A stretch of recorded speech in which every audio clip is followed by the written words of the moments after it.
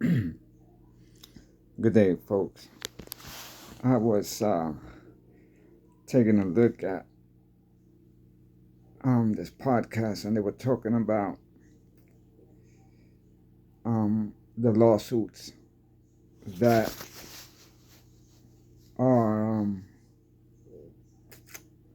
being faced by the Biden administration, by the Trump administration.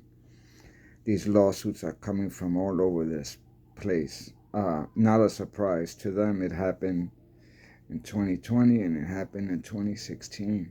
And the judges in D.C., I've said it over and over, that's just a rot over there. What I believe is gonna transpire this time is those judges that are telling Trump to stop and put everything back on, and those judges. There's one judge that told Musk, Doge, who was it?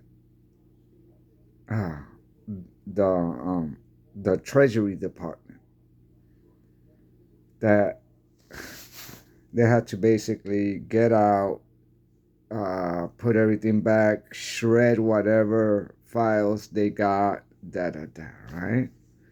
And he told basically the Trump administration they had to get all his people out. That sets off what's called what? A constitutional crisis. You hear that on CNN all the time. What they're doing is setting off. That is not true. That is not true. That's not what that consists of. When you have a crisis with the Constitution, what that means is something has transpired that within the Constitution that doesn't belong there. It's like it's out of place, right? What Trump has done so far, there's not anything there that's against the Constitution. It could be debated, right? Which means it goes to a lower court, then from there to the appellate court. Once it hits the appellate court, if it has issues there, because after that it's the Supreme Court. If there's issues in the appellate court, you might be facing a constitutional crisis. We're nowhere near that yet. The lower courts in D.C., they're making that ruling. The Trump team answered and said, hey, you can't. And I've seen it. And what the lawyer was basically saying, as clear as it gets, was, you can't do that, Judge. And what he told them was, you cannot have that department, the Treasury Department, running, which it still is, without somebody that's been appointed, right, by the White House. Somebody has to be there, right, if something goes wrong, right, they're the ones that are held to account, right? So whoever Trump chose to fill that position has to be there. That judge cannot just say, I want everybody out, and it continue to run just by the civilians. That's not how government works. That judge, he created that situation when he did that. Okay? And there's a whole thing when the Democrats, when they filed it, it was at 1 a.m. Saturday. They knew that judge was going to be there. It's called what? I've said it before. Judge shopping. They waited till that judge was the what? Emergency judge on the weekend. And said, we know she's going to do it. And it came out to be what? Ex parte, which means that the administration didn't have a chance to respond to that filing. That judge simply went off of the word of the Democrats. That's all she did, or he. They didn't ask the Trump administration, hey, do you want to answer this? Because they're saying this. Nope. Sounds about right. Everything put on hold. Stop the whole government because I said so. All right? Somebody that wasn't like elected, don't forget that's an appointee. That's a what appointee? That's an Obama appointee. Obama's the one that chose her to be on that seat. All right? She wasn't on a ticket. There was no vote. Right? But she, in her wisdom, thinks it's okay for her to stop the government, the treasury, because she said so. It doesn't work like that. But then again, I said a bunch of these lawsuits, right? What's going to happen is this: they're going to pile up one on back of the other. Boom, boom, boom, boom, boom. Then it'll probably make its way to the Supreme Court. And this ain't going to take long. It's not like the Trump administration is like the last time. No, no, no, no. This time they got their people, you know, like they knew what was coming. So it's not the same. And either they are going to back up off of that or hold on and here we go to the Supreme Court. And I'm not talking about a month or two. I'm talking about this is like days, I guess. And when that happens, right, what's going to happen is going to make the news. And it's going to go everywhere, right? And then the people are going to start to hear about these judges, right? And that's when they start to make a push. Oh, we got to do something about these judges that are biased. They're like an activist. I'm one that says,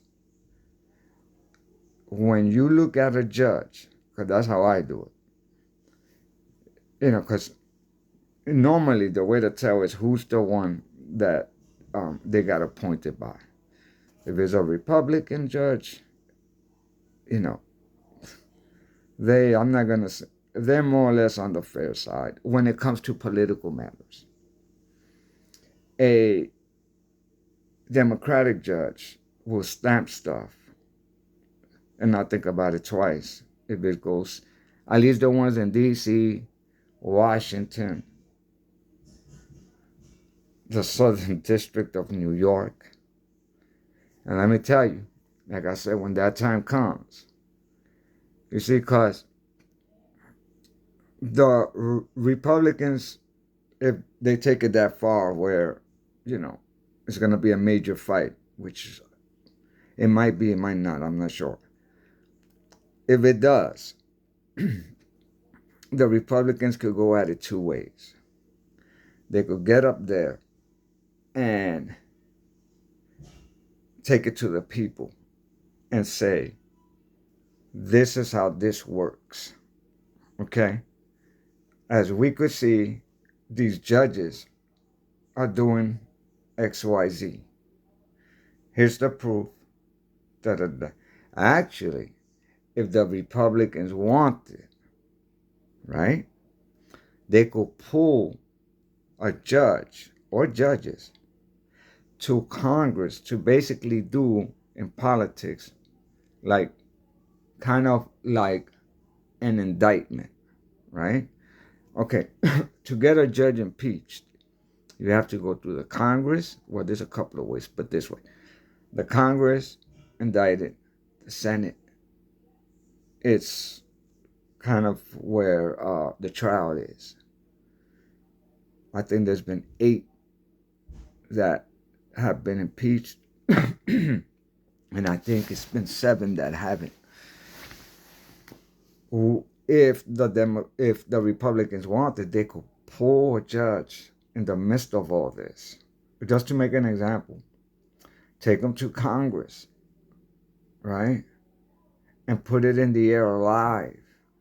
Question them, whatever, da da da. Even if he doesn't get impeached, expose it, right? Expose it so the people could become aware of what this is about, you know. And because there's a lot of people that don't know. They just hear judge and they think, well, that's the end of that. No, there are ways to get these people out, right?